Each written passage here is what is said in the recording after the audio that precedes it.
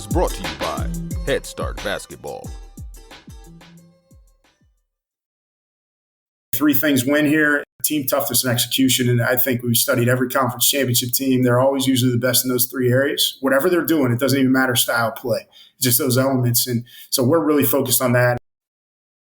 Greg Curley is in his 23rd season as the head men's basketball coach at Juniata College in Huntingdon, Pennsylvania. Curley has amassed 291 wins at Juniata, the most of any coach in program history.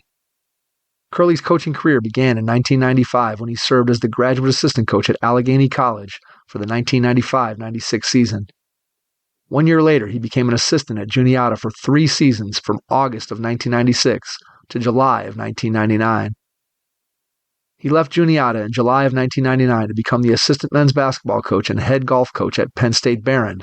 However, before the start of the 99-2000 basketball season, Curley returned to his alma mater, Allegheny College, as an assistant varsity coach and head junior varsity coach for the men's basketball program. A native of State College, Pennsylvania, Greg was a 4-time Allegheny College Scholar-Athlete and earned 4 varsity letters on the men's basketball team. He was elected as a team captain and received the Glen Thompson Award for leadership as a senior.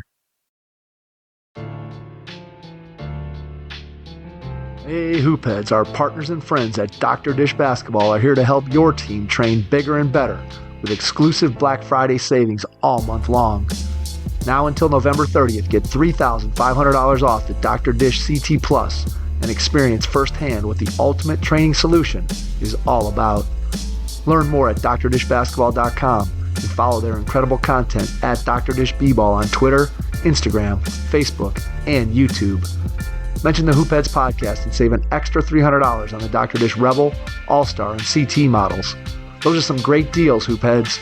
Get your Dr. Dish shooting machine today. Hi, this is Chris Meadows, player development coach and author of the book I Am D1, and you are listening to the Hoopheads podcast. Are you a basketball coach or trainer looking to connect with new clients? U-Train is here to help you manage your business and reach a wider audience. Best of all, it's completely free to use. Simply create a profile, list your services, post pins, and share your free booking website link. You can set your own rates and schedule and use U-Train to communicate with clients, manage appointments, handle refunds, and collect payments automatically. So why wait? Join U-Train today for free and start reaching new clients. That's U-Train, U-T-R-A-I-N, U-Train. Download today on the App Store and Google Play.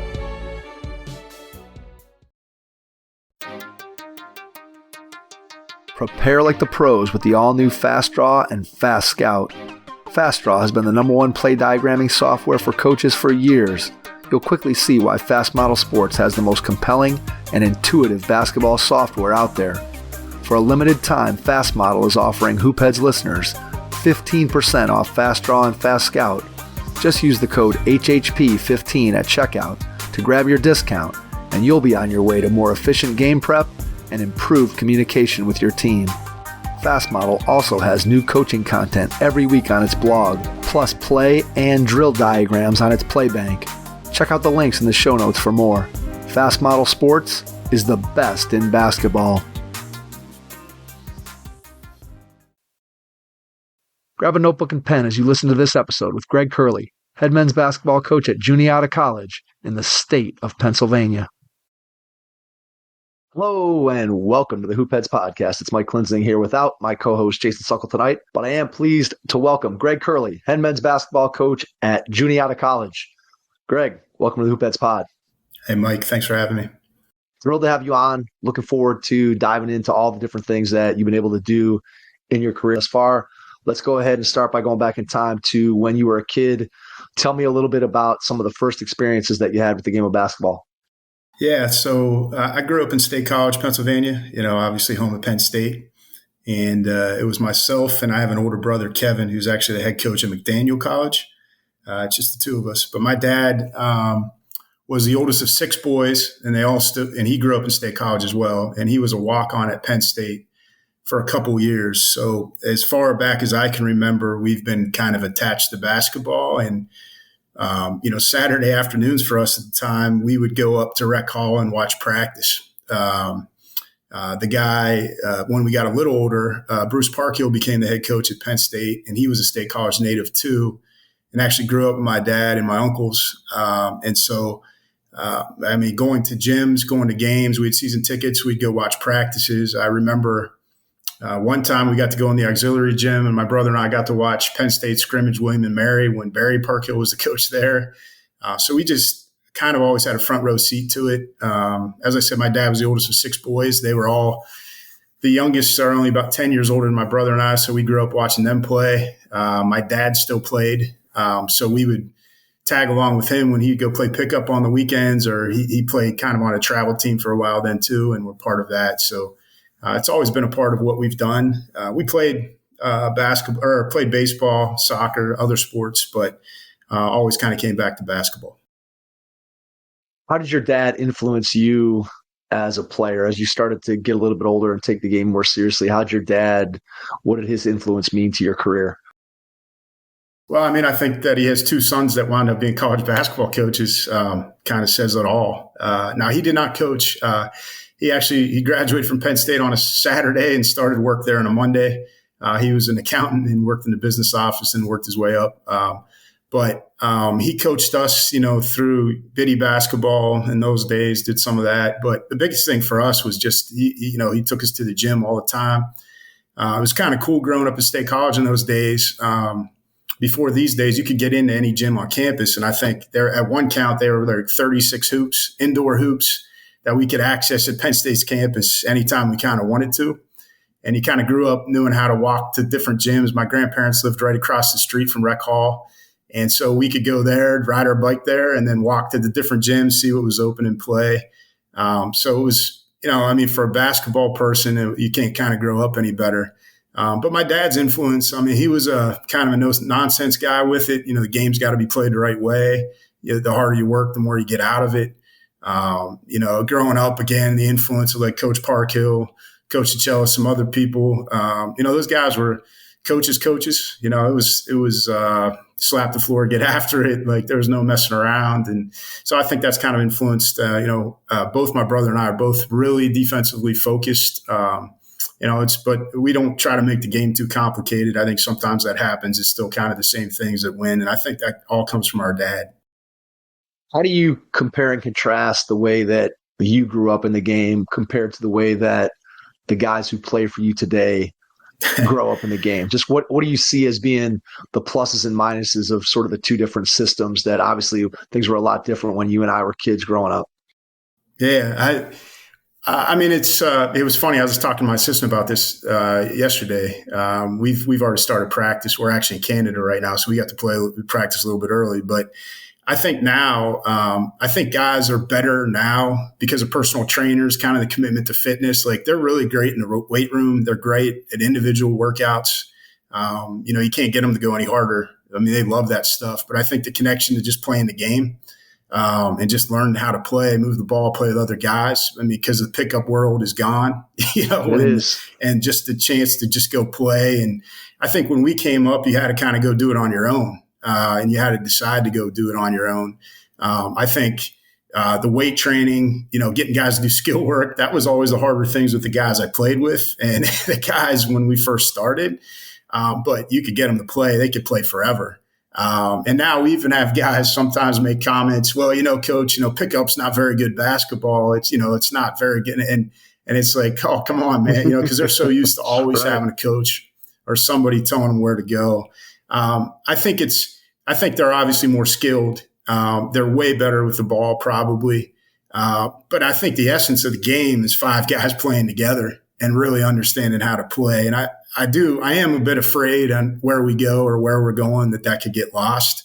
But I guess that's where coaches come in and hopefully guys like us talking to people about what it's still really about. I honestly am a little bit sad for these guys because they don't really know what that experience was to just walk into a gym and find 9 guys you never even met and establish a pecking order in the gym that day. Who's better than who and how do you play together and how do you find a way to win? Man, that is well said. I couldn't agree more with everything that you just said there.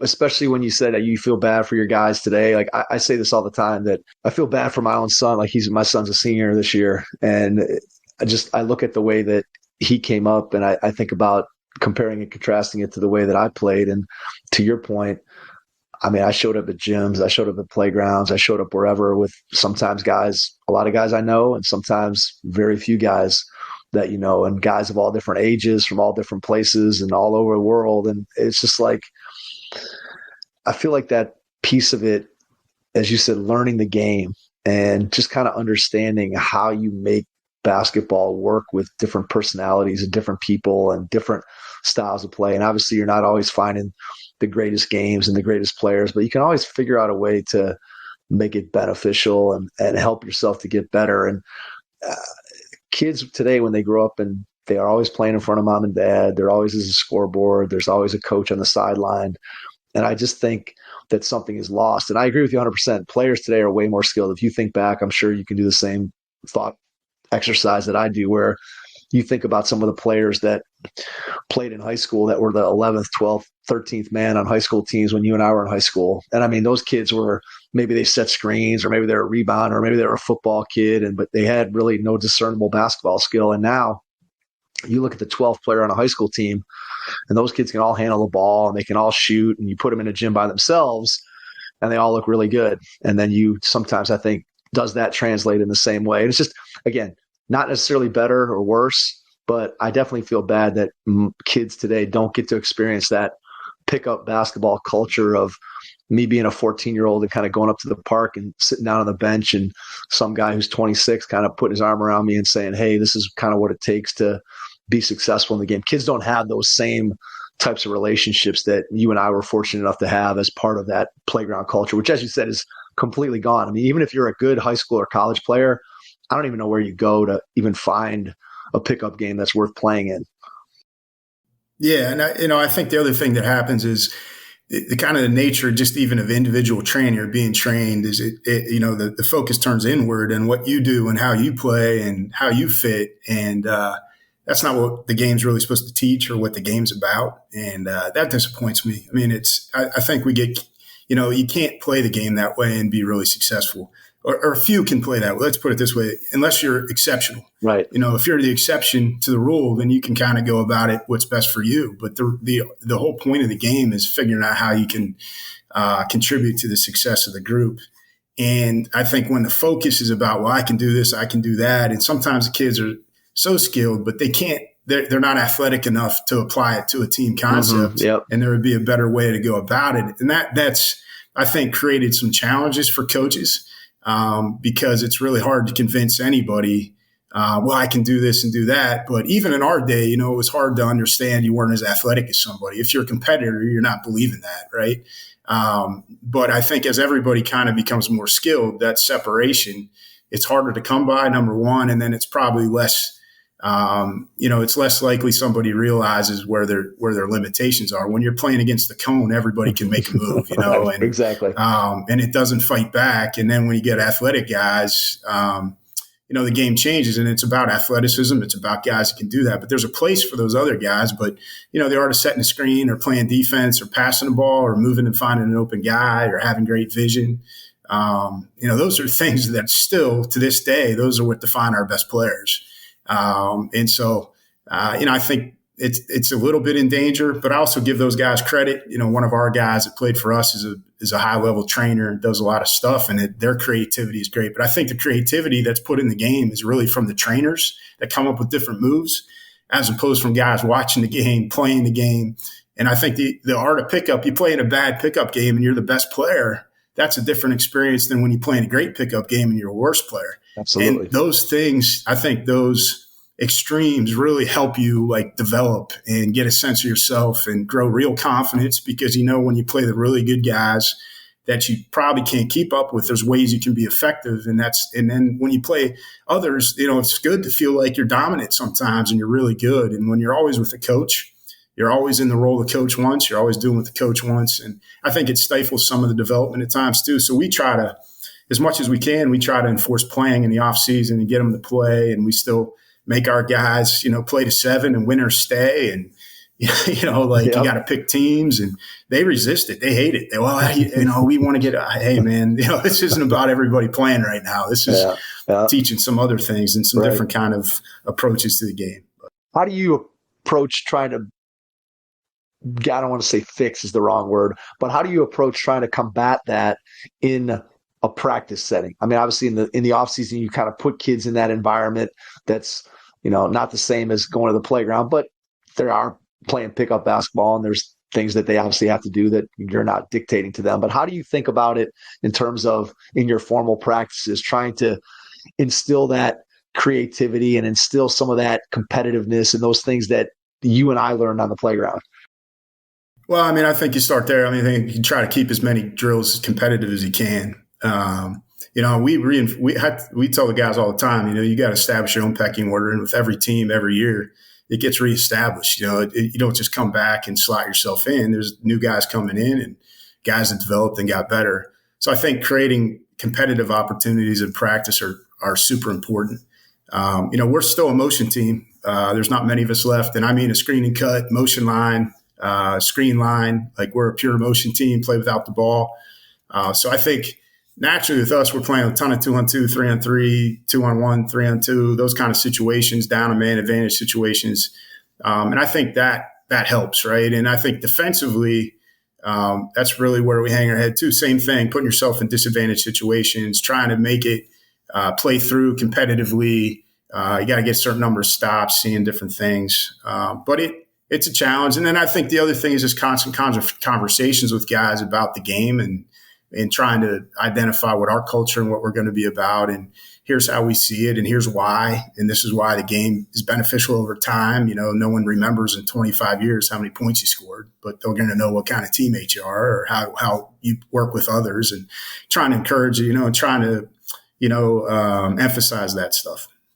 How do you keep the competitiveness at a high level and still keep your guys tightly connected and being great teammates? Because we've all been in situations where, it's super competitive, but then guys are kind of at each other's throats and builds up that animosity. And then we've been in other environments where, man, these dudes are going at it, and then 2 minutes after practice, they got their arm around each other and can go and sit down and eat and still be buddies. So how do you think about that piece of it, keeping the team concept together and also keeping the competitiveness high? Well, I mean, I think number one, you have to lead with that. That's got to be your consistent. You are what you emphasize. So if you're always talking about team, and that's what your values are based, I think guys pick up on that. I think for us, we recruit. So talking to guys that you need to be a team guy to be here. If you're not that, this isn't the best place. So I think that helps us a little bit. I think the other thing is like the compete, don't compare. It's not, we're not trying, we're trying to beat, whoever we play next Saturday. The purpose of competition for us is to make each other better. So you need to appreciate that in each other and kind of emphasizing that and working through that stuff. And it can be a bit of a challenge. I mean, I think the more mature kids you have, the better or easier all of this stuff is. The less mature, you're going to have to work through some stuff. But I just think just being consistent about it. I think, how you build your groups when you compete, who's where, who you're playing against, how are you doing it? I think when you do it, I think there's got to be a teaching blend and kind of concept-based stuff. And then there's like, hey, man, this is all out, like mano a mano, who's got it, and the guts and the grit and stuff, and mixing those things together. Well, let's work backwards. You and your brother obviously end up as college basketball coaches. When did you know you wanted to coach? Was that something that you knew early on in your playing career, or was it something that you didn't get to until after you were done playing? It was always in the back of my mind. I think my brother, it was more on the top of his mind. I remember in those days, Brian Hill, who wound up being the head coach of Orlando Magic, was an assistant at Penn State, and his son, Chris, was my age. So we lived in the same block. So we were really good friends. But my brother, I remember him going to the house to talk to them about how he can become a college basketball coach. I mean, he's 2 years older than me. And I always had it in my mind. But growing up, I thought about, like, I was a history major in college, and I thought about law school, kind of FBI, CIA kind of stuff. And I sort of thought about it, but I think I always knew coaching was going to be a path. And not too long after I got into college, I knew that that was the direction I was going to go. It might have been one of those I got towards the end and I didn't want to go get a real job, but didn't. I think a lot of it is just leaving the locker room, leaving the kind of that competitive space is I've never not had a season. And, that's something I'd say with a lot of pride. And, it still to this day, man, there's nothing like it. Kind of like, we had a great practice today and, we just drove 9 hours to get to Ottawa, Canada. And I told my assistant, said, I'd do that just for a good practice. We're kind of crazy. Not kind of, I always say you got to be a little bit crazy to be good, but I think that's kind of where we are. So yeah, nothing changes with it. Talk about the decision to go to Allegheny when you graduate from high school. What's the process like? Are there any lessons that you took from your experience that you utilize as a head coach when you're recruiting guys, whether it's things that you say, questions you ask? Just talk a little bit about your own process of choosing Allegheny. Yeah, I learned a ton. I think all those experiences shape us. But I went there because they gave me they responded to me. I was in a unique situation. My high school senior year, we had a very good team. We had 12 seniors on my high school team. So we went all the way through with 12 seniors. I'm probably one of the rare guys. I never started a high school game. I was basically a sixth man the entire time. We lost to the state runner-up at the time that had Danny Forts and some other guys. We beat them in the districts, and then we lost in the first round of states. So we had a good team, very good team with a lot of players. But I was the only one that actually really wanted to keep going and playing. We had some guys that did some other things. And it was one of those where I recruited other places. And Allegheny gave me a response and said I had a chance. First and foremost, they fit what I wanted academically. I wanted a really good school. I wanted that kind of experience. Growing up kind of in the footprint of Penn State, pretty much everybody that goes there goes to Penn State. It's kind of, if you grow up there, you don't think there's anything beyond that. And I think part of the basketball experiences I had, I knew there was. And so when I went to Allegheny, Phil Ness was the head coach there at the time. He was an all-time great at Lafayette and it's Hall of Famer now at Allegheny as a head coach. And they just gave me a chance. In those days, that was 17 guys they brought in my freshman year recruiting class. They brought in 17 recruits. They had a JV team. And I was just happy to be playing. I was there at 6 a.m. and I remember, doing medicine ball 3-man weave with like 8 guys. And I thought it was the greatest thing ever. And, it was one of those kind of a journeyman experiences. Out of those 17 guys, I was probably 15 on the list. I was a late bloomer. My senior year in high school, I didn't turn 16 until December. So when I was a freshman in college, I had to have my parents sign the NCAA paperwork because I wasn't 18. So I grew 4 inches, put on about 50 pounds in college. A lot of work, a lot of eating, a lot of working out, and kind of developed. And I think the guard skills I had from high school really helped me with that. I was a point guard, undersized one, and playing at a high level high school. So that helped me in college. And I remember my sophomore year at Allegheny, I played both. You can't do that these days. I played JV and varsity. Nice. I practiced at 6 a.m. with the JV, and then I'd practice varsity in the afternoon every day. Load management, huh? Yeah, those days. How about it, right? Yeah, things are a little bit different. No one was really concerned about your recovery time or your rest or any of that. That did not exist back in our day. No, and our trainer, Jamie Plunkett he's a Canadian. He played hockey at Cornell. He was an athletic trainer. They won multiple state championships in hockey. He was there, so he was the old, hey, tape an Advil on it. Tell me when you got a real problem. He's the best. And the old ice bucket. You remember that? Like if you had an ankle, you got a choice: keep going or put it in an ice bucket. But yeah, it was different. I don't know, always good, but. I wouldn't have changed it. And I think that shapes where you are. And working through, my sophomore year, we had a really good team. We won the NCAC, which is a heck of a league. Great. I don't know how many top 10 teams that year. And then my going into my junior year, we just had crazy stuff happen. And I actually wound up playing. I wound up being 6 man on the varsity. And my senior year wound up being a starter. and captain from being where I was. But, we didn't really have much success my junior and senior year because of some injuries and some losses of guys. It's probably what my opportunity was to play. So all of that has shaped me. I've been in every situation. I've been a guy that wasn't going to play, a guy that might play. I've been a guy that was relied on. And I think those experiences have been very, very important for me to understand kind of psychologically where guys are and appreciate the opportunities. Were you at any point during your playing career, were you thinking the game at all as a coach, or were you still just strictly looking at it from a player's perspective? Because I know that when I was playing, I never really thought at all about the game from a coaching standpoint. I was just focused on what do I have to do as a player. And it wasn't until after I got done playing that I looked around kind of like you. I'm like, what? You want me to get a real job? I better figure out, I better figure out how I can work some basketball back into this thing. So. Yeah, no, I think I actually did. I just wasn't a good enough player not to. My thing was I was a defender. I was kind of a jack of all trades. The thing I always say is I played all 5 positions in college. I played 5 minutes of center. So I say I played every position, which few guys do. So that was kind of my niche. And I figured that out early. I could dribble pass from being a point guard in high school, and I grew. I was willing to guard guys. I wasn't afraid the diving on loose balls, winning sprints. It's kind of what you always think about with those guys. That was me.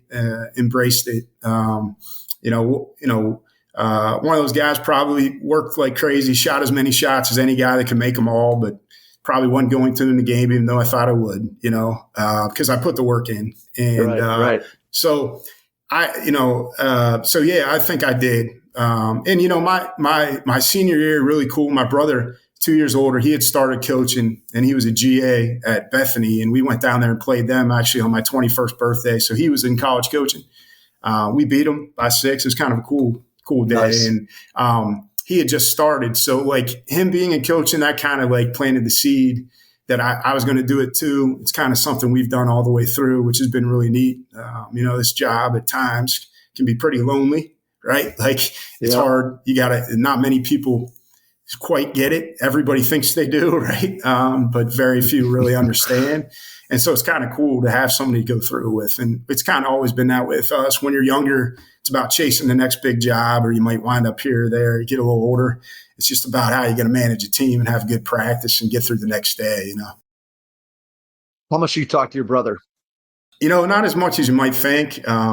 They're actually in Canada too. They're in Toronto, but like he called me yesterday and I was busy packing, so I never called him back. So I'll catch him when I catch him. It's probably one of those, like when we need each other or we know something's going on, we catch up. We both follow each other all the time. Neither one of us are great to talk to when it's not going well. When it's going well, we don't need to talk to each other. So, right. But we're still very close. Our families are close. So we see each other all the time, but we're not like call every day about a practice or a game. Gotcha. It's really more kind of like, you need me, we're here. And if we do talk, it's more about what's going on with his kids and what's going on with my kids and what the plans are for how are we going to figure out a Christmas or a Thanksgiving when we can never, ever match up schedules. So. Right, exactly. Yeah, trying to coordinate that. I can only imagine. All right, so you graduate and you get an opportunity to come back to the program as a GA. Tell me a little bit about that process, what that looked like going from I graduate, I'm in the program as a player, now I'm going to transition over to the coaching ranks. How'd that happen? And then what was that transition like for you? It was actually like a really simple thing. I remember going in, you have your end of the year meetings, and after your senior year, I go in and I was talking to Coach Ness and, he's like, Curls, what do you think about doing? And I was like, well, I want to try to coach. Look for a GA and stuff. And he's just like, well, if you want to stay, you can stay here. He's like, I don't have anything to pay you. I'll see if I can get you a meal plan or something. But if you want to work, and I think that's a little different these days than it was then, you probably did. You just kind of said, okay. All right. I said, all right. So, I think my first job was literally, I got 2 meals a day. That was it. I wound up going to Edinburgh for graduate school and paid for my year with more graduate loans so I could coach. And I did that for years, probably the best thing I ever did. He got me a job in the summer working like Parks and Rec, doing that kind of stuff. I worked at a hardware store and I'm the worst guy. I'd go in there Sundays to the hardware store these guys built their own houses and stuff. I'd have to fake it, tell them, oh, yeah. You need these nails, right? You need this saw, huh? You'd say, oh, I was probably good. You learned something. I didn't learn anything other than how to duck and cover. But, I did that. And, you didn't know any better. You're just chasing it. I remember that first year it took me to the Final Four in New York City. It was when it was in New York City. My brother's there, like you see all the guys. You go to the rock party or whatever it was back there, and you do that stuff. And man, didn't get any better than that, just thinking about coaching hoops and doing that stuff. So it was a lot of fun. I mean, the transition to being a GA with the guys I just finished playing with was challenging. But I think through Coach Ness and my brother, I just knew, you gotta be the coach, not their buddy. And I was still their buddy, but like I did a pretty good job of drawing the lines, and those guys were great guys, and I think respected what I needed to do. So it helped me, and you're spending enough time recruiting and doing other stuff. I mean, it worked out, and we had 2 really good seasons, so I was really happy to be a part of it. The guys that finished behind me, I felt like I had a little influence on kind of with my leadership to help them get there. So it was nice to kind of see that follow all the way through. What did you know right away that you're like, man, I love this part of being a coach? Was there 1 or 2 things that stood out that you were like, man, this is what's really going to push me over the top, and I know I'm in the right place? Yeah. I mean, it's crazy. I still actually kind of enjoy most parts of it. There's not a lot I don't like. But I probably starting out, like I liked scouting. I liked watching film and learning the game and just diving into it. I remember, in those days, Princeton offense, they were secretive. They wouldn't tell you what it was. And I remember breaking it down. I got to still have the binders where I broke the whole entire thing down and had it broken down. And it was pretty close. Now it's kind of wide open and a lot more simplistic than I could get it. But I just liked that kind of stuff. I liked that opportunity.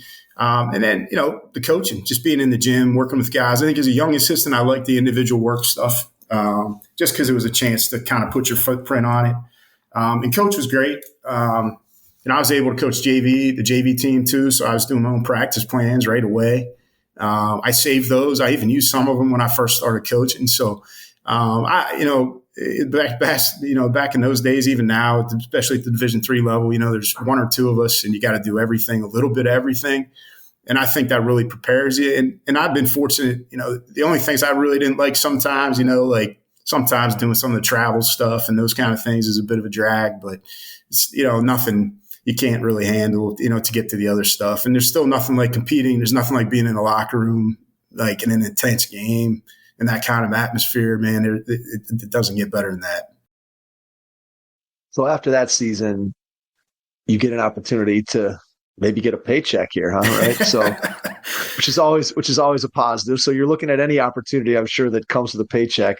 So what did that look like for you as that season was wrapping up? You're obviously at your alma mater, which is great, but what did it look like getting that next opportunity? Yeah. So between I would work camps in summer, try to make enough to get through the year. But I was home. I was just home for a weekend or something.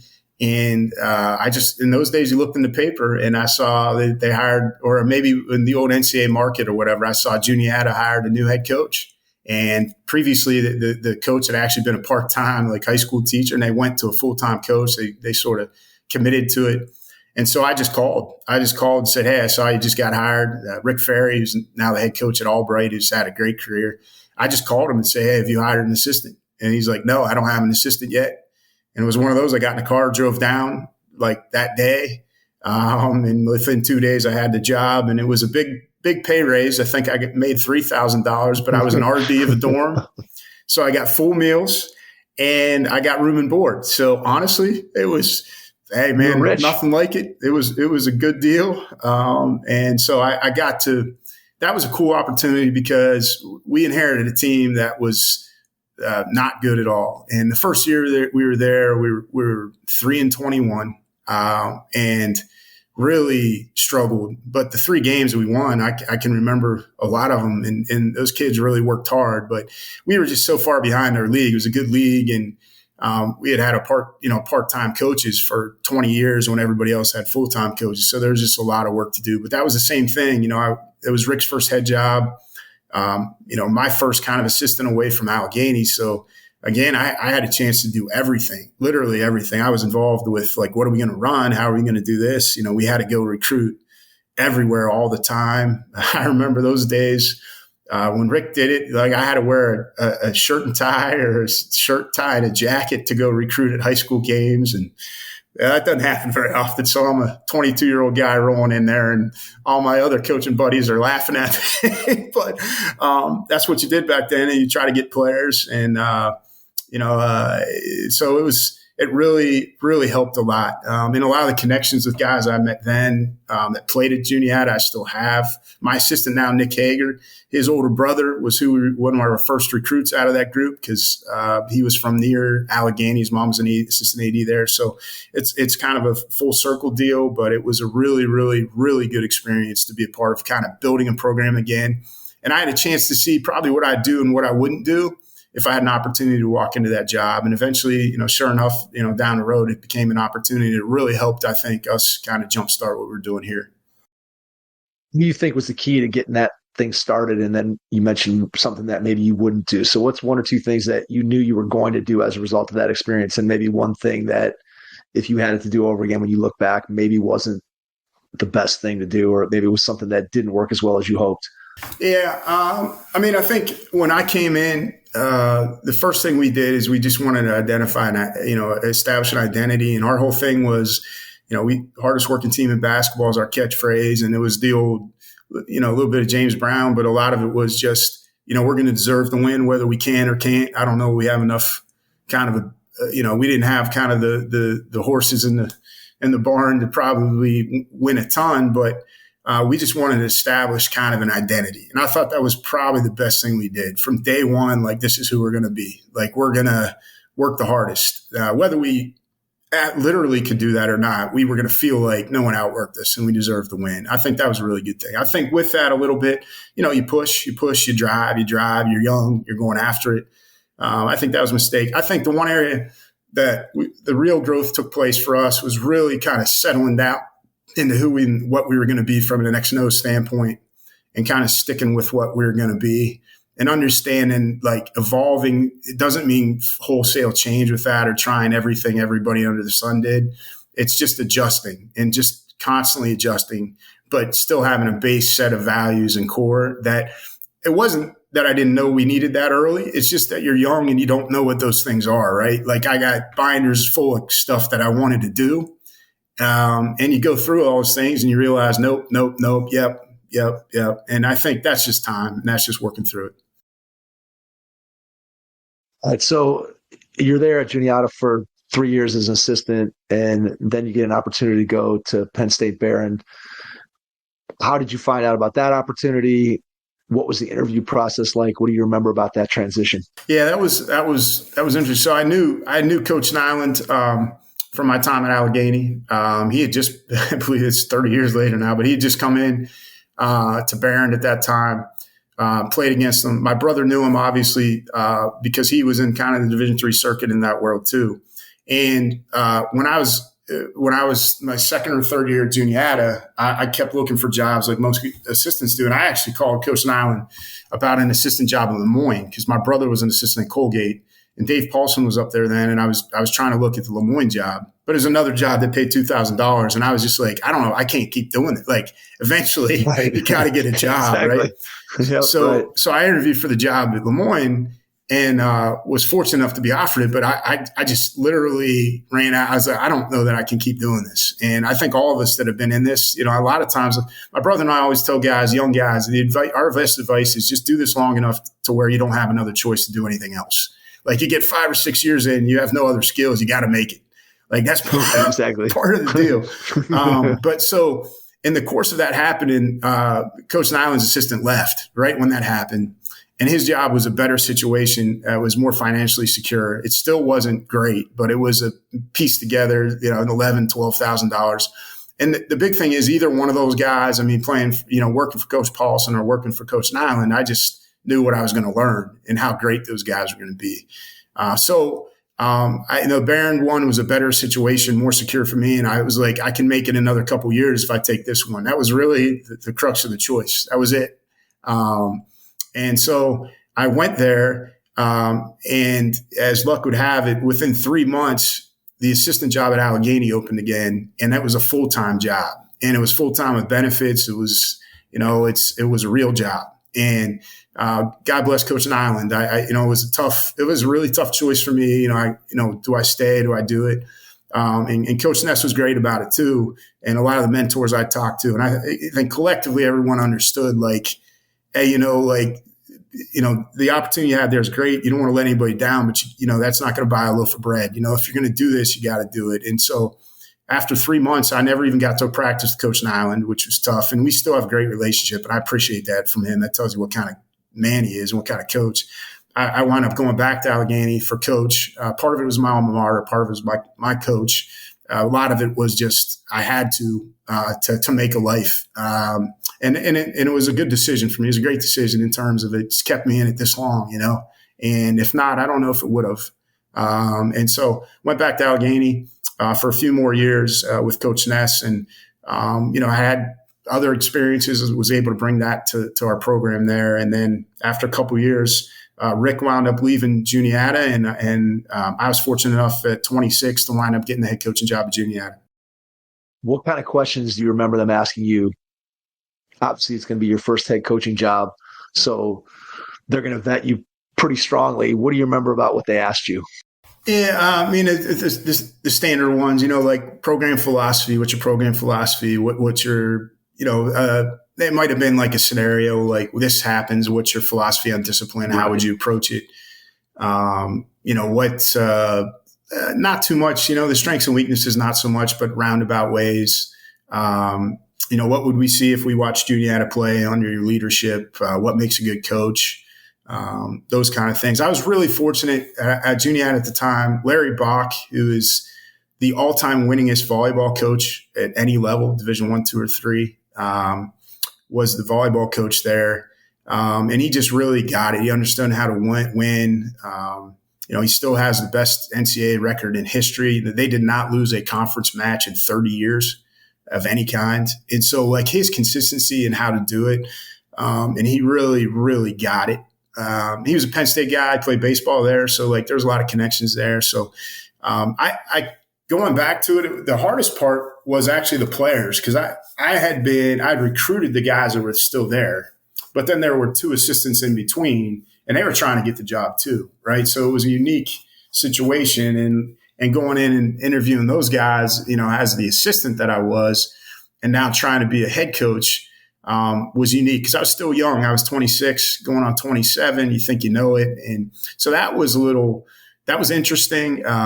I don't remember the questions as much as just kind of, there's personality fits, and they probably had an idea.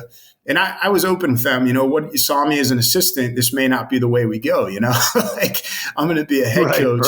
Right. And, now the buck stops here, the line changes, and it should. And there's a difference, and I don't want that to damage our relationship, and I want it to strengthen our relationship, but it's going to be different. And fortunately, I think that transition was pretty good, but all transitions, those are always tough. When somebody's recruited you to go play for them and you get somebody new in, no matter how close they are to the situation, it's going to be different. And, these are relationships. I tell people in recruiting all the time, like these are relationships that build over 3-4 years. They're like anything else. Like not everything is compatible. Not everything's perfect. Not everything, we just see things differently, and that's okay. But when you have those changes, there can be some bumps in the road. What had you seen during your 3 years as an assistant that made you feel like you could build this program into what you envisioned as being a great Division III program? What were some of the characteristics that you saw that you thought, hey, this can be what I want it to be? Well, I thought Larry Bach, number one, I could work for a great boss and a guy that I really wanted to be good and understood what being good was, and was going to support us to do that. They made a commitment. They realized they had made a commitment, and when he became AD, that's when they went to a full-time coach. They added the assistant. So I knew there was, a desire there to be good, and I think that's very, very important. And I knew we were going to get backed, and I was going to be able to coach and have the latitude to make some mistakes but get better, and also have a good mentor there. I think the other thing is I grew up in that area. Juniata is only about 45 minutes from State College. It wasn't a place that I ever would have considered out of high school. I think part of being at Penn State, it just takes over your world and you don't see it that way. But I thought, there was this idea there weren't any players kind of in central Pennsylvania. There weren't any players you could do anything with. And right or wrong, at that age, I saw myself in that a little bit. And I was like, I didn't agree with that. I thought we had to go about it different. We couldn't play the same game that the other teams in the league were playing. Lev Val was coming off national championship. E-Town went to national finals. So, we couldn't be them, and we might not be able to go into the same living rooms and get the same kids, but we could find some kids that others maybe never came out to see play. It was a smaller world then. There wasn't a lot of the AAU. You could go kind of get to a gym that no one else would ever show up at, find a kid. That was tough. And so I just thought, hey, that's our end. We can do that. We can, part of kind of the space in our area, it's a long way from Philly to Pittsburgh, and no one wants to come in here. So if we can really control this area, we call it the state of Juniata, if we could just within 2.5 hours radius, particularly right in central PA, north and south of us, we can go find whatever kids there are, a little smaller, maybe not quite as quick, but tough kids in this area.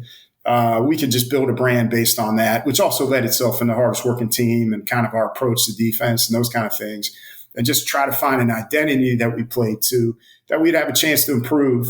I've also thought sometimes you take over a program that hasn't been very good, there's no expectation, and it's a little easier transition. Everybody, you can't be afraid to take on the challenge of a great program and blah, blah, blah. But there's a lot of pressure that goes with that too, particularly for a brand new young coach. And there's not the latitude to make mistakes and kind of grow into being a coach. What do you think when you look back on those early years? What's something that when you look back, you maybe weren't that good at that you feel like you've gotten a lot better at as a head coach? I think basically everything. It's funny. I don't know how you feel. We've had a couple of really good teams. My first team went to conference finals. We let lose at the buzzer. And, just really good players. And whenever those guys are back around, I'm like, you guys made it that far despite of me. I wish I knew what I was doing now. Right. If I knew what I knew now and could go back, I literally look at how much better we could be, and just small things, just like not sweating the small stuff, staying more consistent, more confidence in your beliefs and your values, game experience, just knowing don't overreact to stuff. Experience in seeing different styles of play. And I think that feeds into how you have to prepare. You don't really know and how consistent. So it's kind of an odd answer, but it's the truth. It's probably everything, just a little bit better. We're not markedly different. And you know how it is. Every player comes back and say, Coach, you're a lot easier than you used to be. You're a lot softer than you used to be. Yeah, exactly. It's called wisdom. It's not. None of that. And believe me, it still burns. It's in there. You still cross certain lines. We're going to have problems. But part of it then is also you're fighting for your life, and you're fighting with everything you got. And I think you get a little older, priorities change a little bit. Not that it's not there, man. It's just that blend. And you don't want to be on that edge so much all the time. I don't think you're as good. I think when you're a little off the edge but close, you're probably at your best. And I think that helps with age, experience, probably a little bit of security. Having success builds confidence, just like as a player. And when you don't have it, you're just kind of grasping at straws and hoping. When did you feel like you had the program in a spot where it was living up to the vision you had before you took the job? And obviously there's ups and downs during the year, and you're never satisfied with where you are, and you're always trying to get better. But was there a point where you felt like, okay, now we've got it. Now it's more about sustaining what we're doing and trying to grow incrementally, as opposed to like, man, we got to have this, we got to have this big turnaround. Yeah. I don't know. I'm not sure we're where I still want us to be. And I know that's a tough answer. We're unique. I said I got Marv Levy beat. We've lost in 6 conference finals. We've never been in the NCAA tournament in the history of the school. So we still have work to do. We've lost 2 times at the buzzer in the worst possible way, both times with the lead. Everything that's happened has happened. And we keep getting up and keep marching through. So it's almost a good thing. We still have a lot of work to be done and steps to take and places to go. But I think, getting to the first conference finals and then being able to do it back-to-back years. And we've had a few of those where you're seeing pockets of more sustained success and where we can consistently get to the playoffs. Like, hopefully we can get to our conference playoffs this year, and only the top half of our league gets in the playoffs. And, that'd be the first time in school history that we do it 4 straight years. So we've looked at those as benchmarks. I've always been more of a consistency guy. I think when we recruit, I talk to my assistants like, man, we need to set the floor. We need to make sure the floor. Like, I know everybody wants to shoot for the moon, but man, my experience has taught us we got to have a certain level and maintain that. And then our best years, we're going to be even better. And so I think that's what's kind of come with it, and kind of the comfort and security with that. And then knowing like you can't be everything. I don't know about you. I get coach envy all the time. And my assistants, I drive them crazy because like I might go watch a team do warm-up drills. Like COVID was awful because we'd go to gyms and we would be sitting there for an hour beforehand, no fans, and you'd watch all the pregame warm-ups. And I never did that. And I'd be like, why aren't we doing those? We need to do that. Those drills are awesome. Yeah. And then I'd drive them nuts. I'd sit there and talk about it for 2 hours, sleep on it, come back in the next day and say, we can't. I know, coach.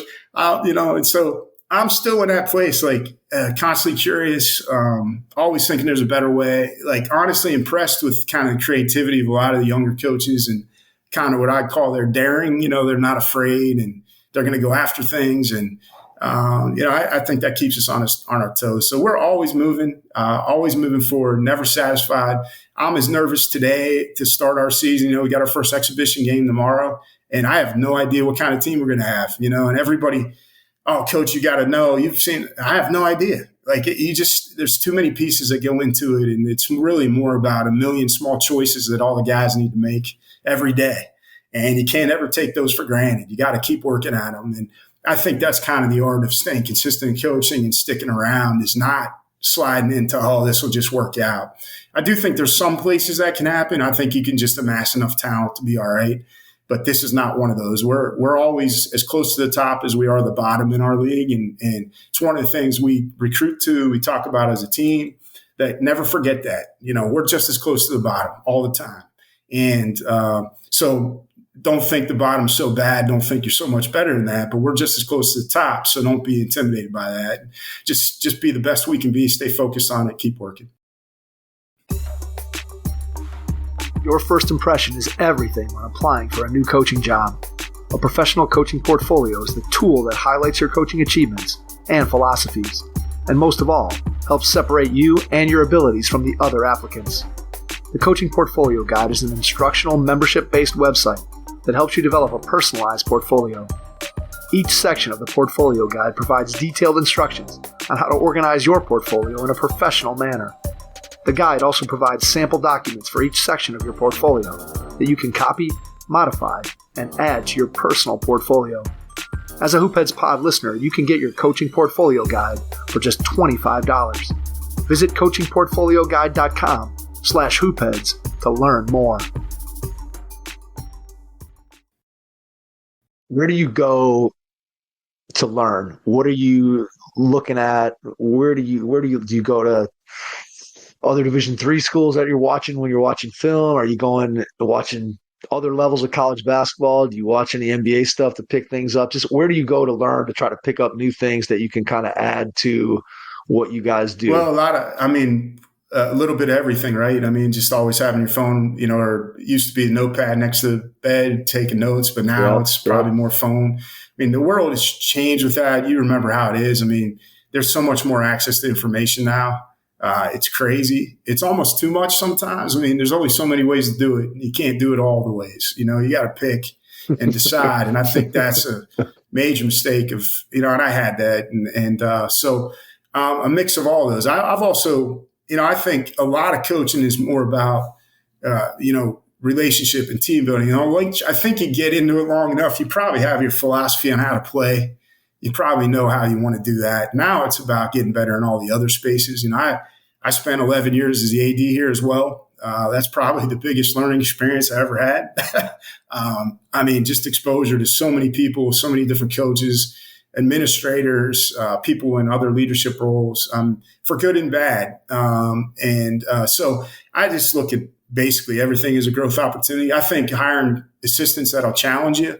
I think as you get more experience as a coach, you've been around longer, you got to make sure you're hiring people that have, similarities and that will share a common value, but have had different experiences to help shape and inform. And you got to hire guys you can trust to evaluate and say, hey, coach, this is wrong, or this is the right way. And I'm still the guy that sometimes needs them to say, no, coach, the way we do it's the right way. I told you, I struggle with that a lot. We could have one bad day. We've done what we've done forever, and I want to scrap it. But I always say that's it. That's I always say that Yep. That's probably healthy. That's you got to have that to keep you on your toes, keep going, and never kind of get complacent. I think that self-reflection is really important. I think the best coaches, and I think people in a lot of different professions, and even just your personal life, right? I mean, you can talk to people that you're like, doesn't this dude perceive like what is going on, like what we see? I mean, we all know people that are like that it's seeming like, do they ever think about what they're doing or how they're doing it or how they come off? And I think the best coaches are constantly reevaluating and self-evaluating and thinking about, is there a way to do this better? And like you said, it's not necessarily that, okay, from game to game, I'm totally switching up what we're trying to do, or even season to season, what we're doing in terms of X's and O's and the basketball philosophy.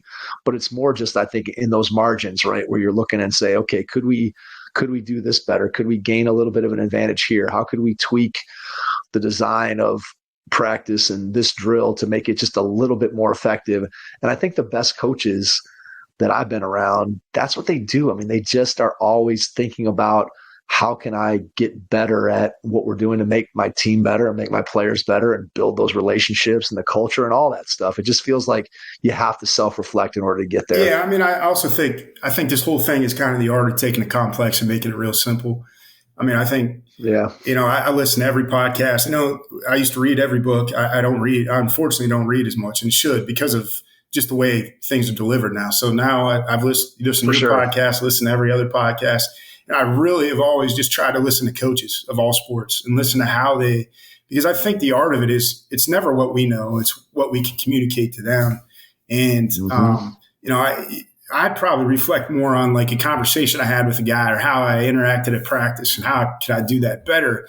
And I think sometimes in the world they think, well, how could you do it gentler, nicer? I don't mean that. I mean more effectively, right? Like you got to be, and how can we be more effective in what we do? But that's the cool part about our job. It never changes. Like, this is a brand new season, it'll be 23 years here, and it might as well be year one. Because for our guys, my freshmen, this is their 8th practice. They don't know any different. They have no idea. They're still just as clueless as the freshmen we had 23 years ago. It's a blessing. And to see our veteran guys now that have been through it a little bit and how they carry themselves and where they go. I mean, that's kind of the whole deal, the whole thing. But yeah, I mean, just constantly. And I think what happens now, because I've been in it, I'm always on my coaches, like, we can't settle. We can't get stale just because we do it the way we do it. And I think a lot of people that play us think we've done it the way we always do it. And, I got guys calling me up, hey, Curls, you doing this year, doing this. And they start laughing. I'm like, probably not. But believe it or not, it was probably on my board that summer, and we probably legitimately thought about it, right? Like, we legitimately thought about it until we thought we had more of a compelling reason to stick with what we are. I always say it's kind of like, like if you got a really good classic car or a race car, after the race season, they take the race car completely apart.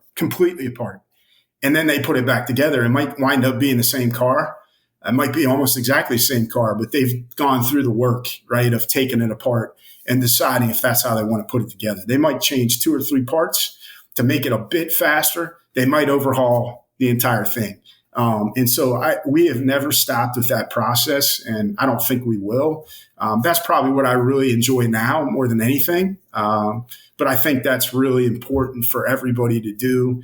And then, being careful of every new idea, being the best. It's kind of like the individual work you said. I mean, we have a lot of kids that are sort of skilled, semi-skilled, but, when we put 14 guys together, there's a first best shooter and a 14th best shooter. It doesn't matter. Right. Yeah, exactly. They're still right. There's still a pecking order. And and I think that, so you got to be a little careful of that. And, but like I go into the year, we got new young coaches that are really good in our league, and I just hope we can keep up. And I think that goes just to where we are and who we are, the humility piece. And man, we better, the lining is, oh man, we better get up running or we're not eating or we're going to get eaten. So that's the way it is. So. All right. Talk to me a little bit about recruiting and what are some of the things that you look for beyond the player's basketball skill? What are the kinds of guys that you're looking for that are going to fit in well with your program? Well, I mean, I think the guys that want what we have to offer, Juniata, I would say like we're top 75 liberal arts school. We're a very, very good school.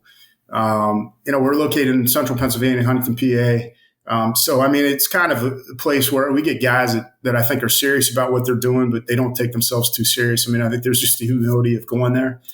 So I think part of it is, finding guys with that and being very open and honest with them about the experience they're going to get when they get here.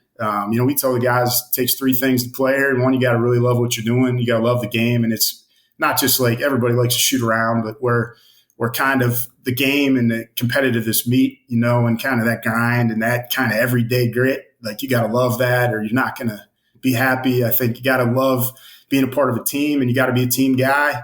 Non-team guys or guys that are stat sheet checkers. And I know we all do it a little bit, but guys that are really into that just don't work with me. It just doesn't work. I don't see the game that way. I don't see it through those eyes. It never changes. So it's not going to work. And then, the last one is you got to be tough to play here. I say now I own it. I've been coaching 23 years. I'm probably old school. I'm still going to challenge you. I'm still going to make you be better. We have to be tough here because we're not a blue blood. We're not one of the top schools. That's part of being kind of in the middle. So I think just being direct and honest with guys about what your expectations are, what you expect.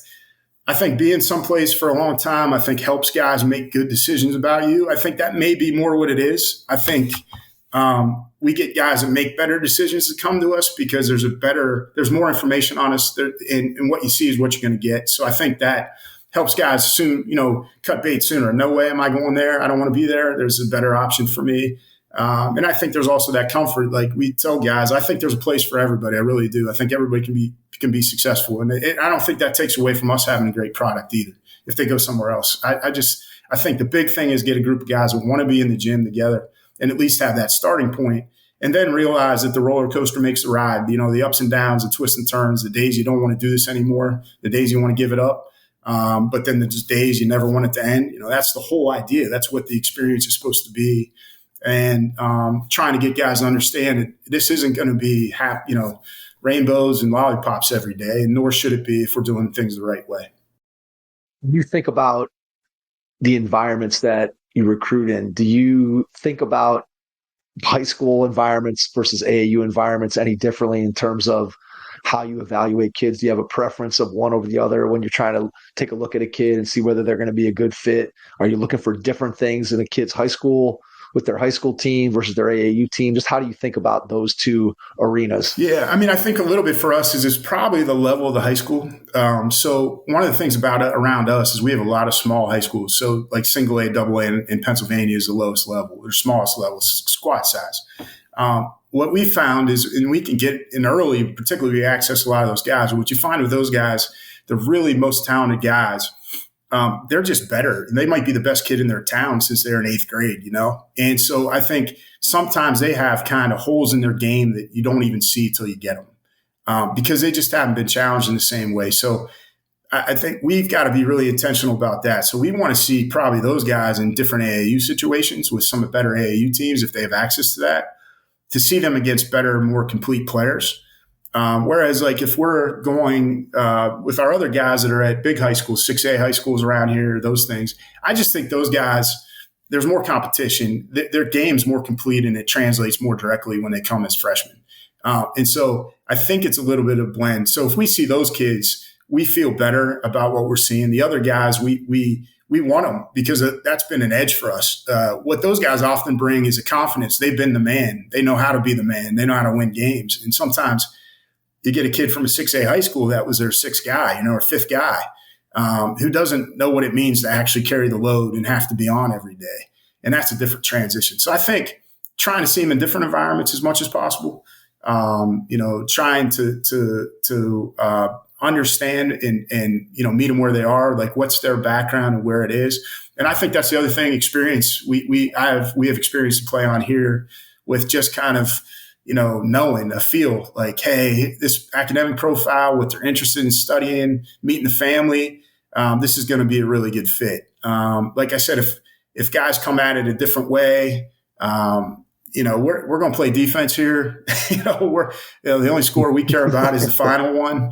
And that's a certain kid. And you can get a feel. You get a feel for like who's going to be a better fit than others. But, also being open that, the one great thing about no scholarships at Division III is you can take a couple more guys. We don't actually have to say no. We don't have to weed guys out. We just have to know coming in, right? And so not being afraid to take some risks on some of those guys. And, hey, some of the guys we weren't ever sure have turned out to be the best. Some of the guys we thought were surefire kids didn't really work out. But I think that's where at our level we got to build in a margin so you might be right or wrong and always keep going. You always have to get the next class. It never ends. And that's probably the biggest thing you have to keep in mind. You got to always get the next class no matter what.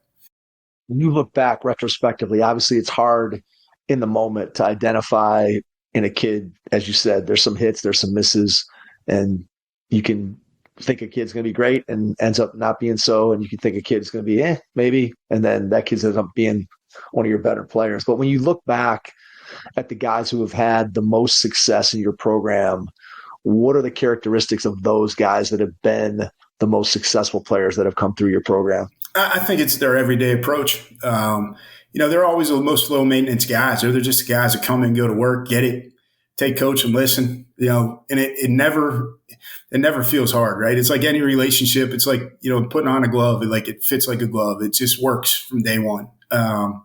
And I think we all wish we could just identify exactly what that is in every situation. But you can't. But man, when you get those kids, there's nothing like it. Like it's just, you're on the same page all the time. And I think those are the ones that turn into those great relationships that we all appreciate as coaches that last a long time. I mean, it's just really hard if a kid doesn't get everything they ever wanted. If they don't get more than they thought they could get, it's really hard to always have a great relationship with that kid. You can have a good one, but not have the one of depth where maybe you provide something for that kid that the parents and the kid didn't see coming. They never thought they'd get to that level. And you get it as a parent, like I get it. So I think it's, they just from day one. But if I had to say anything, it's probably their ability to listen and apply concepts and be coached. And avoid kind of the pitfalls of either immaturity or lack of confidence. So they're confident kids that are comfortable in their own skin that can fail and learn and get better and grow and listen. And I think sometimes you get guys that maybe listen but aren't as confident with failure in those kind of situations. And so then they're always looking for a reason why. And then that's I just think those guys that come in and from day one, now they have to have the prerequisites with the skill and size and athleticism. Right, absolutely.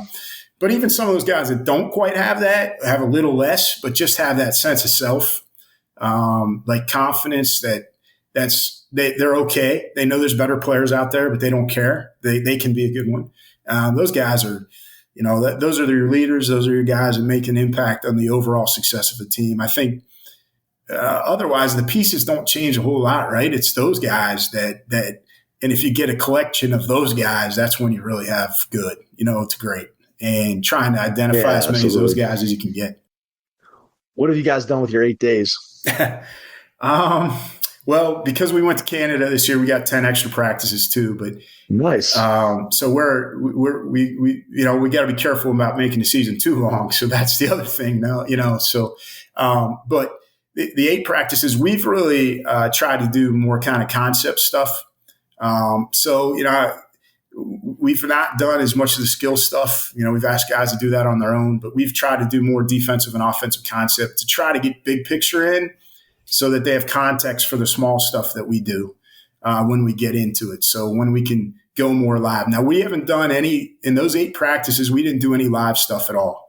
But we might take closeouts all the way up to 1 or 2 dribbles, but not play it through, or we might do kind of shell all the way up to where it could go live. So I don't think it's any less taxing, but we wanted to make sure we were in condition and shape. We wanted to use it that way. So we wanted to make sure we're in a stance and moving laterally to really hit the ground running. But we wanted them to get a big picture view of all the things we're trying to do, and some of the base fundamentals and concepts, so that once we started practice, kind of that whole part, now we get back to the part stuff, and now we kind of fill in the really competing, going one-on-one, doing those kind of things, but they know where it's going to go. But we'll see where it goes. We talk about that every day. Like, as much of this year is trying to evaluate how to use those days, right? And it's kind of cool. It's fun to have that change now after this long. You get so used to how you're going to do it, pull the practice, like in different teams, younger teams, we do it a little different. But I've enjoyed it. I've enjoyed kind of the idea. It's been amazing, even though we didn't go live in those situations. We didn't even play. The same kind of dynamic after 8 practices, and they were 2 times a week for 4 weeks, is the same dynamic we had after 8 full practices where we were going live, in terms of like the development of a team, stages where guys were. It was really interesting. It's been cool. I just hope we manage it right. But part of that is we have a veteran group, and we knew we were going to lengthen the season, so we didn't want to bang them up. We didn't want to put them in those situations. We didn't want to expand it too much. So I don't know if we'll change in the future or not. Yeah, you kind of be a good case study over the next couple of years, right? As you try different things and look at what works and what doesn't work. And just, again, that self-reflection that we talked about earlier. Yep. How do you put together a trip to Canada? What's it like when you do that? How does that process work? Well, I mean, for us, we just kind of email some places. You want to play? Done. And the reason we do it is because we're able to just pay for it. We don't have to ask the guys. I mean, I think at our level, hey, we're going over to wherever, and kids are fundraising for 3 years, and parents writing checks. And I've been a part of that, and not everybody can always go over the summer because of summer, jobs and stuff. And then I always felt like, this kid's paying this much money, and you're not going to play him. So, like, we want to use everything we do in our program. We want to use to help us be better and win games. So we try to match it with that. And so we're able to pay for it. It's only about 8 hours for us to get 6, even when we've gone to Toronto area in the past. So it's not really much more than an extended road trip. And so we just find teams that want to play, and then, like everything else, do the Division III way. We're the ones that are our own travel agent, and we're the ones putting it together and doing the fundraising. But Ottawa's an awesome city. It's the capital city here, so it's a great place. You can park the bus. They can go everywhere, walking everywhere. So, and our goal to get out of it is just to really become closer as a team, get to know each other, have that experience, find out about ourselves, and then be able to hit the ground running when regular practice starts. Talk about putting together a practice. What's your philosophy on how you design it, balance between offense and defense? Do you keep the same structure every day? What does your practice plan look like? Ours is pretty much, our guys wouldn't know that. I think because I'm always emphasizing defense, whether we're playing live or not, so they probably feel it tilts. But I actually like time allotment. We're about 50-50. So we're going to, we're always going to start early, probably, depending on the time of year. We might do a pre-practice where we're doing some kind of skill concept thing for maybe 8 to 10 minutes, but not a lot. We try to keep our skills separate to practice. We don't shoot a lot. We don't do a lot of skill in practice. It's really team stuff, team concept stuff. A lot of that, I think, is we're a defensive type team. I think that's harder to do if you're a defensive team. The defensive fundamentals are just as important, and I think sometimes neglected. I don't agree that defense is just playing hard. That is a lie. That is absolutely not the truth. There's just as much skill and technique to defense, I think, as there is offense. I think that's sometimes just an easy out if you're an offensive-minded coach. So we're 50-50. We'll start, though. Our first portion of practice will be defense, and then our second portion will be offense. And then we'll finish with like our play 5-on-5 stuff for the last portion. And so when we're 50-50, that's our breakdown kind of periods. And then it's probably our last half hour, 45 minutes is all 5-on-5, working on both. You guys are going 5-on-5. How do you keep the flow going and still make the coaching points that you want to make? Are you guys focusing in on, okay, today we're working on one or two things, what do you try to get your guys to focus on in the 5-on-5 setting? Yeah, no, I've never been great on the let's focus on one or two things. I mean, I just it's always been hard for me. I mean, there's coach what you see, right? Exactly right. I mean, and I don't really whatever the drill's aligned to, like let's always be getting better at whatever we're getting better at, which is the game, whatever we're doing. So, yeah, I'm probably not great at the flow stuff either. I think I've gotten better. I would say that would be one of the things when I was younger, guys said it's tough to get a rhythm, tough to get a rhythm in practice, because I was probably, I am still fairly breakdown heavy. But in the play stuff, I will interrupt. That's where I've gotten better. I've gotten more patient, let guys go, understand, and know when to stop a little bit better. I think it's more an art. I mean, we do a lot of like half court games, like 5-on-5-on-5. We like to carry more guys so we can play a lot 4-on-4-on-4. So even though I call those breakdowns or 3-on-3-on-3 and just keep rotating teams in, but we want kind of chaos up tempo in terms of like transitions. Maybe not up and down the floor, but in terms of transitions and different scenarios. And we want it to be a bit chaotic in there, because I think that's the game. I think learning to think that quickly and that fast. And we want to put pressure on guys to do that. And then, we don't do all our stuff is pretty much controlled scrimmage stuff. Like, it might be play at one end and go to the other, or ODO where we would play at one end, go down and come back. We're not doing a lot of like 5-minute scrimmages or put 10 minutes up. We got rid of like inter-squad scrimmages a number of years ago. Those, after 15 minutes, everybody's tired, and now you got two teams playing terrible and not getting a lot out of it. And I think we play enough games to get good at games. So that's where we've gone. And I'm telling you, I don't know if that's right. I listen to all these podcasts, and I don't know if I know anything, I think, and I think that's okay. It's just more, I think it's what works for us and what I know I can stand for. I can't stand for that right now. So that's it. We're not doing it. And that's kind of where I am. As you look at this particular season and you think about the team that you have, what do you think are the keys to this team's success heading into this year? I think consistency. I think we've talked about that. I mean, we really return probably 6 of our top 8 guys. Now we've got some key losses, and it's that kind of uncertainty. Did we replace those guys with developing others? Do we need to, sometimes, going to this, 6 playing more and being in those spots helps you there. Sometimes it doesn't if you don't have quite enough size or whatever you need there. So, but for us, it's really been about being consistent and efficient. And I don't mean just in games. I just mean, I think a lot of times teams get themselves in trouble by wasting effort and energy early in a season because they're not focused and not working through things as quickly or as efficiently as they should be. And I think there's just only so much in an emotional chest for an entire season. There's only so much in an energy bank, and you need it in those biggest moments. Like when it really gets rolling, you got to have that reserve to get up and get going. And if you've wasted it through even early in the season, if you got to really fight them to do things the way they need to, or be locked in the way they are, or make the progress the way they need, you're going to be in trouble. So I think that's the same thing for us. How consistently can we do everything? And how efficiently can we do it? Are we consistently rebounding? Are we consistently taking care of the ball? And more of it for us, we've talked, we think 3 things win here, and, team toughness and execution. And I think we've studied every conference championship team. They're always usually the best in those 3 areas. Whatever they're doing, it doesn't even matter style of play. It's just those elements. And so we're really focused on that. And the big thing for us, I think, that we weren't as consistent on last year was our execution. It was up and down. Even in our playoffs, we win our semifinal game. I thought we were as consistent as we were. We turned around that Saturday and just, Scranton just handed it to us. And that was a lot them, but we weren't as consistent as we needed to be in what we needed to do. And so we've got to take a step with that, which you hope veteran guys can do.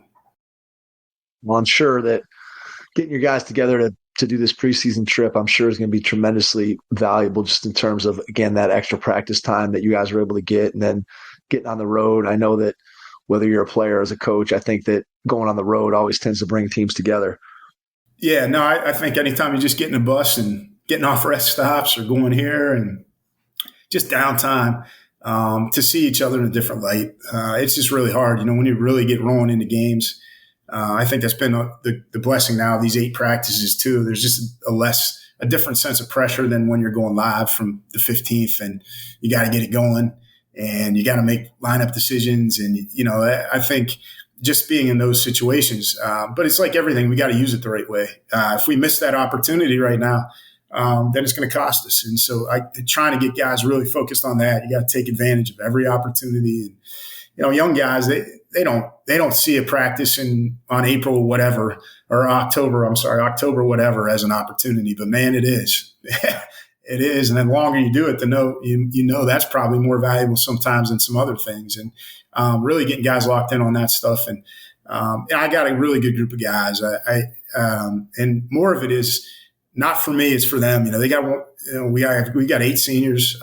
Really 4 of them are in the rotation, but they've got one chance. And they've got to play their best, and whatever happens, we can live with. But are we going to walk away feeling like we played our best and maxed out our team? All right. I want to ask you one final 2-part question. Part 1, when you look ahead in your program over the next year or 2, what do you see as being the biggest challenge? And then part 2, when you think about what you get to do every single day, what brings you the most joy? So your biggest challenge and then your biggest joy. Well, I think our challenge is we just added 2 new teams to the league, so now we're at 10. They're like Huntingdon and Wilkes, both very good programs with very, very good coaches. I think the depth in our league is real. I think actually 8 teams could probably win our league this year. So our biggest challenge is just staying in the mix, keeping right there. When we got to be a playoff team every year, we got to be there, and it never ends. And so it's our challenge. For my 23 years has never changed at all. It's the same thing all the time. Like I say, we're as close to the bottom as the top. We got to be fighting up out of our weight class all the time. We got to be in that kind of mode. So really, it's a huge recruiting class for us. We lose a lot of guys. But also I think we've got younger guys here that are good, but we've got to, you got to string classes together. You miss a recruiting class and you're in trouble. I don't care what program you are or where you are. And you just got to keep going, and you can never kind of get complacent with that. And we got to make sure we don't. And, we just got to make sure we keep working that way.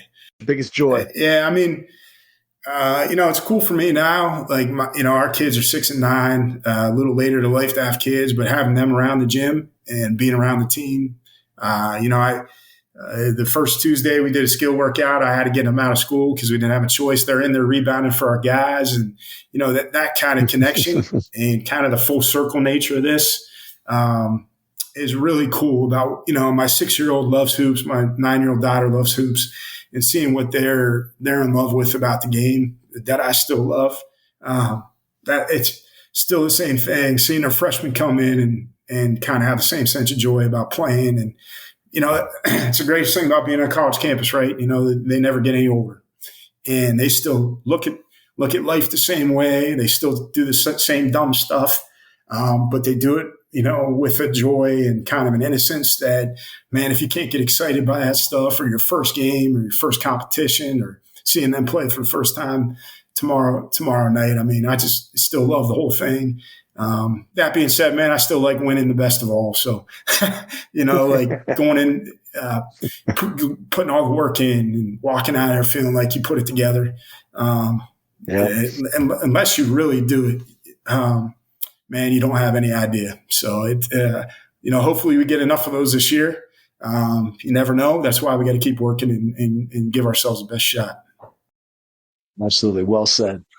Before we get out, Greg, I want to give you a chance to share how people can connect with you, connect with your program, whether you want to share a website, social media, email, whatever you feel comfortable with. And then after you do that, I will jump back in and wrap things up.